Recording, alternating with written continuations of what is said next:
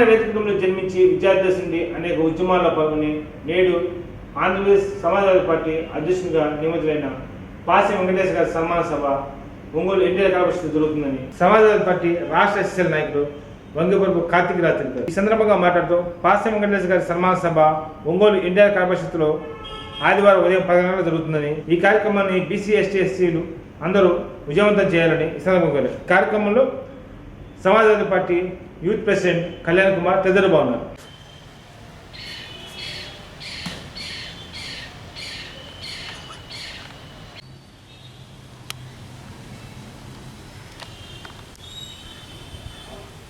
నా పేరు వంగేపురం కార్తిక్ రాజు. నేను సమాజ్వాదీ పార్టీ రాష్ట్ర ఎస్ఎస్ఎల్ నాయకుడిని. రేపు ఎన్టీఆర్ కళా పరిషత్ ఆడిటోరియంలో సమాజ్వాదీ పార్టీ రాష్ట్ర అధ్యక్షుడు పాసెం వెంకటేశ్వర గారికి దళిత ప్రజా సంఘ నాయకులు బీసీ కులాలు అందరూ కలిపి సన్మాన కార్యక్రమం జరపడం జరుగుతుంది. ఆయన సామాన్య రైతు కుటుంబంలో పుట్టి జెడ్పీటీసీగాను, అదేవిధంగా పీసీసీ మెంబర్గాను, కాంగ్రెస్ నియోజకవర్గ ఎమ్మెల్యే అభ్యర్థిగా పోటీ చేశారు.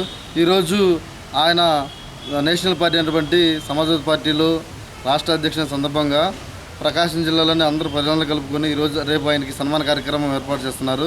ఈ యొక్క సన్మాన కార్యక్రమానికి ప్రతి ఒక్కరు కూడా వచ్చి జయప్రదం చేయాల్సిందిగా కోరుచున్నాను.